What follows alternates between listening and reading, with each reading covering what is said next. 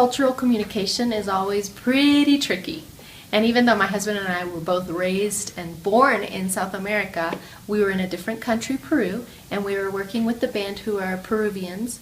And one of our bass player, one of our leaders of the band, is from the jungles of Peru. So his perception of things is very different from ours. And he was very excited because we had an opportunity to go into Iquitos, which is a jungle city in Peru.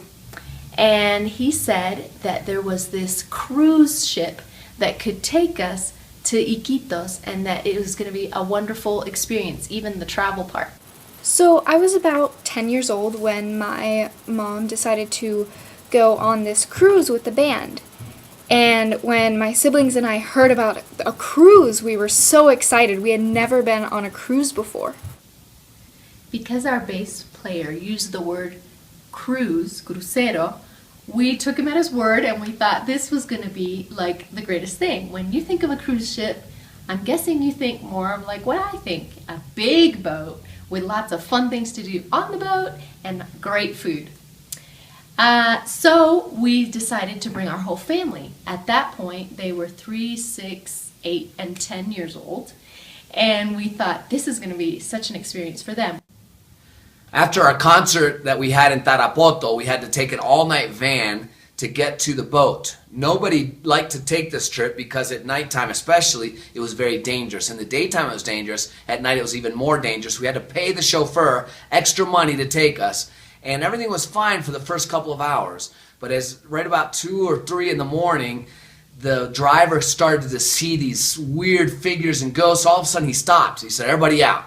We all got out and said, "What's going on?" We thought somebody had fallen over or there was an accident. He said, I keep seeing these weird ghosts and things and I don't know what to do. It's too much. I can't go anymore. And we talked to the guy. We prayed with him and said everything's going to be okay. And so he finally jumped back in and started driving again.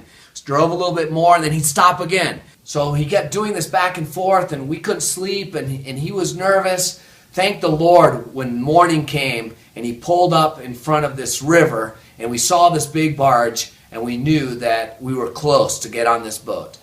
We arrived at the port around 6 a.m. with plenty of time, and as we were arriving, I remember looking out into the water and all I saw was a huge barge, a huge steel barge with cows on it and livestock and some junky looking cars. And I turned to our bass player and I said, "Percy, this better not be the cruise ship that you told us we were going on." Unfortunately, the big barge in the water actually was our cruise ship, and my siblings and I were so upset. But my parents tried to keep a positive attitude and said, who knows, maybe we'll have a great trip. As we got on, we asked where would we be sleeping, and they said, "Oh, you're going to be sleeping in hammocks." So we thought, well, that would be kind of fun, and asked where the hammocks were. And they said, "Oh, you need to bring your own hammock." So we panicked and said, "Well, can we leave the boat? Like, is it about to leave, or do we have time to go find some hammocks in the little town?" And they said, "Oh, I think you have just enough time to go buy some hammocks." So we ran back into town and we bought these hammocks. We didn't even know what kind of hammocks would be comfortable or what, but we bought what we could, came running back on, and then we were like hanging up the hammocks and saying, "Okay, we're ready to leave." The boat was pretty empty of people, and so we had strung up our hammocks and spread out all over thinking this was pretty much our barge. It wasn't the cruise ship that we expected, but it was our barge. So after we hung up the hammocks and were waiting around to leave, my siblings and I started playing Uno, which is a very popular card game in Peru. And we played that for a while to keep entertained, and the boat still wasn't leaving. And then the captain told us that we needed to buy our own Tupperware in order to be fed. So my dad ran off the boat really quick to try to buy some Tupperware, and he still made it in time before the boat left. By 3 o'clock, we still had not left port.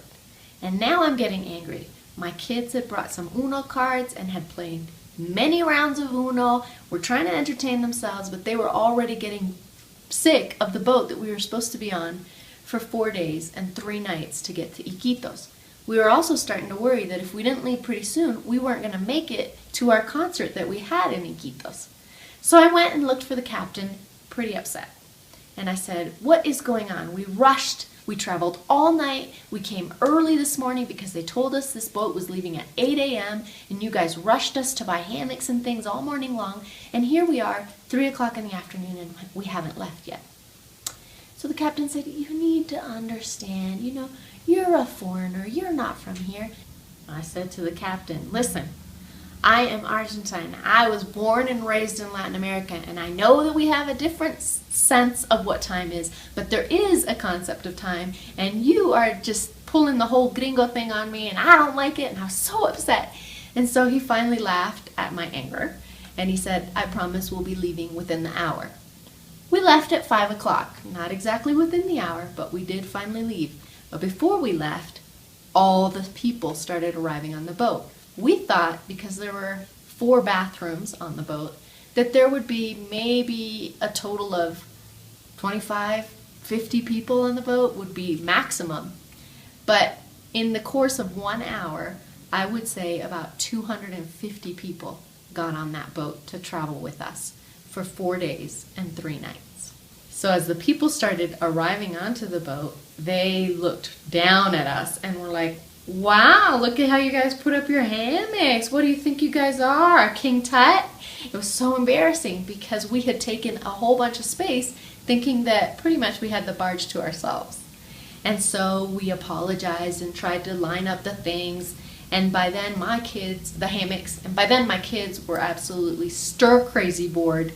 And it was just one of those times where we were like, I don't know what is going to happen. We finally, after waiting all day long, got to leave the port and take off down the river. What a glorious feeling it was when it finally pulled off and they sounded the alarm. Everybody was on and it was jam-packed, and we thought, wow, this is going to be cool. But we went down the river and started playing cards. Our cell phones didn't work, and we had to kind of interact with each other the whole time. Started to meet people from different countries even, and other people that were from the jungle themselves. They were telling us how this trip was going to be. We finally left, and we're on our way with a lot of people and a lot of cattle and a lot of chickens and many things like that.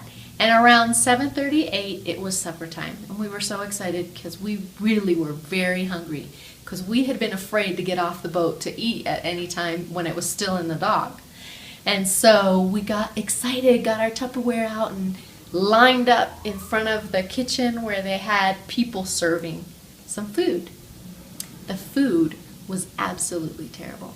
I can't even describe to you guys how tiny the portions were, first of all, and then how terrible the taste was. It was stale food. You could see mold on it. The rice was hard as if it had been put away. The food was disgusting.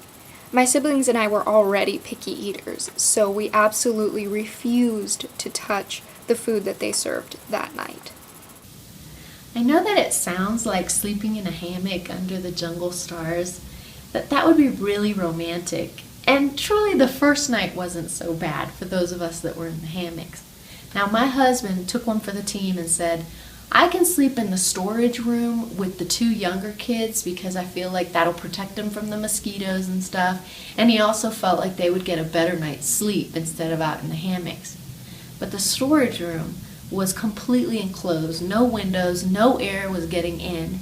And we had put all the instruments in that storage room that he could take care of with our kids. And we had also given him a little bit of bread that we had brought for the trip. So I got in there with my daughter Alexa and with my son Josiah, and we slept the night there. Oh, it was awful. We were so hot. We didn't have any air conditioning or anything like that. We were dripping sweat and hearing the mosquitoes. It was terrible. But out in the hammocks, there was enough wind going by. They didn't feel the mosquitoes, and they were moving. They slept pretty well. But the next morning, we found out that the rats had eaten parts of our bread. Oh, I couldn't believe it when I looked in the bag. We had bought this bread. This was the only food we had, since the food that they were providing in the cruise was just awful. This was the only food we thought we'd be able to enjoy, and now rats had eaten parts of it. Well, I was only about 5 or 6 when we went on the trip, so I remember very little. But the only memory that I really have of it was that my dad and I got to spend one night in a room, and I thought it was going to be pretty cool since everyone was on the hammocks, but I got to have my own room with my dad. But for some reason, I only stayed in that room one night, and I was told later that that was because we found rat droppings in that room. And I didn't know that then, so the rest of the nights I spent out in the hammocks. After seeing the bread that the rats had eaten, what I did was I cut off the parts where their teeth had touched the bread, and I didn't tell the rest of the band members, and we actually ate that bread in different days of the trip. And afterwards, when we arrived, I told them that the rats had eaten part of it, but we just cut it off because we were so hungry. We couldn't believe that there wasn't more food or more options to buy food on the boat. In the course of those 4 days, it was so hot that we were sweating constantly, and we did not bring enough water, and they ran out of water to sell to us on the boat, and they did not give us anything to drink with our meals. I never have seen the guys lose so much weight so quickly, but all of us were like gaunt stick figures because we were so dehydrated and hungry, starving. Actually, we were so hungry that the guys one day went down into the kitchen and literally begged the cooks for food, and they gave them a fried egg, and we all watched the guys as they came up with their fried eggs, and we all ate from these fried eggs because they were the best thing that whole time we were on the boat that we ate. Besides being deprived of food, we were also deprived of clean water. We had to decide if we wanted to use the water we had to drink or to use to maintain cleanliness. It was very hard to keep clean on that boat because there was no running water. There was only the water from the Amazon River, which is pretty much the color of chocolate milk.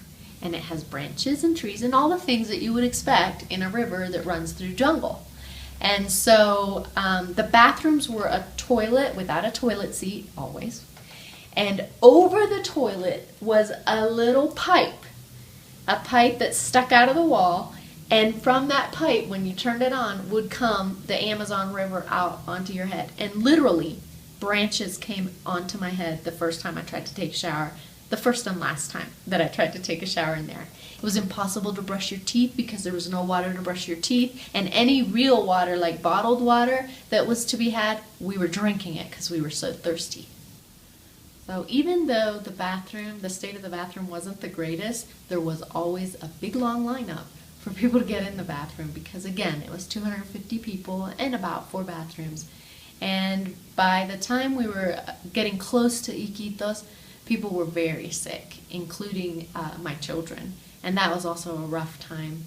So we were so relieved. The morning we were out playing Uno, and we looked up and we saw land, and we knew that this was Iquito and we were going to get there soon. Boiling hot, but a beautiful city, and I don't think I've ever been so glad to land somewhere, ever. Once we did get to the port, we were so excited. We hugged each other, we hugged the people, and the people that were there in Iquitos were shocked. They said, "We can't believe you guys made that trip. Some of us have done that before, and we vowed never to do it again, and others of us have family that we've never seen because they don't want to make this trip. It's so dangerous and so long, and we're so glad you guys came." So after we got to this city and they gave us their best food, it seemed like within a day or two we recovered all the weight that we had lost on the trip. But it was kind of cool because they just loved on us. It wasn't long afterwards that we got news several months later that this very boat we had been on to go from Yurimaguas to Iquitos had completely sunk and people died. We were thanking God when we heard that news that we weren't on the one that went under, but we were so thankful that God allowed us to arrive in Iquitos without any problems. Because the band members do this on a volunteer basis and they have jobs and studies at home, we really couldn't take too much time in Iquitos. It took all that time to get there, and so we were only there 2 nights. And then it was already time to get back on that boat. And then my husband, with Olivia and Michelle, my 2 oldest girls, they had already had tickets to go to Lima on a plane because my daughter had a violin concert that she needed to play in. And so that meant that I had to go back with my 2 youngest kids on the boat, and I just didn't know if I could do it. Before we left for the port, my mom insisted that we stop at some stores so that she could buy some supplies for the return trip. Now that we had made the first trip, she knew what to expect, and so she wanted to make sure that she was fully prepared. Seeing as on our going to Iquitos trip, the boat took so long to leave, when they told us that the boat would be leaving at 6 o'clock in the afternoon, we felt like we had some space in there to take our time. So, because I was pretty much dreading the trip back, we took our time, we stopped and stocked up on bread and on water, bug repellent, toilet paper, all the things I wish I had had on the going to trip, I made sure I had on the going back trip. Since Mom was busy gathering all of the supplies, we decided to tell the rest of the band members to go ahead and go to the boat so that they could reserve good places to hang up the hammocks and be able to put away all of their instruments. About half an hour to an hour later, we finally left to drop off Mom and my younger siblings off at the port. As we were approaching the port, I said to Rich, does it look like the boat is moving to you?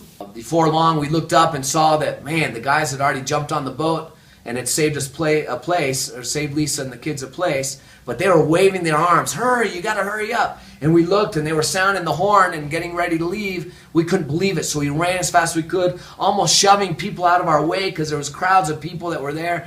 And as we moved in to get close to the boat, we saw that it had already departed from the port. We needed somehow to get our kids and Lisa on that boat. There was no other way. There were no more plane tickets. There was no other way for them to get home. We had to get them on that boat. By the time we made it onto the dock where the boat had already moved away, the boat was, okay, there's some discrepancy in our family about how far the boat was, but I would say about this far away. And my husband, without saying a word, without even consulting with me, starts throwing my kids to the band members who are in shock too, going, what? And thankfully caught first Josiah, who was the older of the two, and then Alexa, my little 3-year-old. My husband just threw and they caught him, and then he looked at me and said, okay, you're gonna have to jump. Well, the boat pulled off a ways. It was probably 1.5 meters, about 4 or 5 feet. And I threw first our son Josiah and threw him to the band, and they caught him. They were a good catch. That was a good throw. And then I got Alexa and threw her over too, and it was fine. But now how are we going to get Elisa over? I can't throw her that far. And so we kind of reached as far as we could, and I helped push from behind, and the guys were grabbing. Again, there wasn't enough time to really think this through and say, I can never even make this big jump, because now the boat was even further. But somehow my husband gave me a good enough push, and the guys caught me, barely, and I made it onto the boat. And once I made it on the boat, I just started crying because I couldn't believe all that had just happened. Thankfully, the trip back, we were going with the current, so it was shorter. It was only 3 days instead of 4. And the boat was a little bit nicer. The food was still so-so, but I was able to buy water for our kids, and that was good. The bad news was that in that crazy confusion of trying to jump on the boat and fitting through the crowds of people that were on the dock, I had my purse right in front of me with extra money and my bug repellent and my toilet paper, and it all got stolen before I even got on the boat on the way back. So that was a little bit sad too, but we made it and we survived, and it is one of those stories that we always teach about communication cross-culturally. Now, our kids would say that there were some silver linings on this trip, and even Rich and I would say that there were some silver linings. One was the most amazing sunsets that we have ever seen in all our lives. One of our prayer cards we did, even though we hadn't showered in days, just because the sunset was so beautiful, we wanted to show it to everyone. Our kids also had so much time to play all kinds of games because there was no internet, there was no phones, there was no work that we could do, and so we went around playing Uno with pretty much the 250 people that were on that boat. I started braiding my older two girls' hairs into those tiny little braids, and then all the women on the boat came to show me how to do it because I was doing it wrong. And when I ran out of elastics, they would give me plastic so that we could tie them up. Well, I was only 3 years old, so I don't remember anything, but I do know that we had like the best prayer card ever, except like my sister's hair was only like half done. Both of them only had half of their braids done, so I don't know why they did that. So even though we had some pretty bad experiences on that boat, we ended up learning a lot, and we grew closer together as a family, and we also grew closer to the Peruvian culture. It was a scary time. It wasn't the Titanic, but it was a time where God met us and where we learned a lot about God as well, about His creation, about His people, about even how to suffer through difficulty.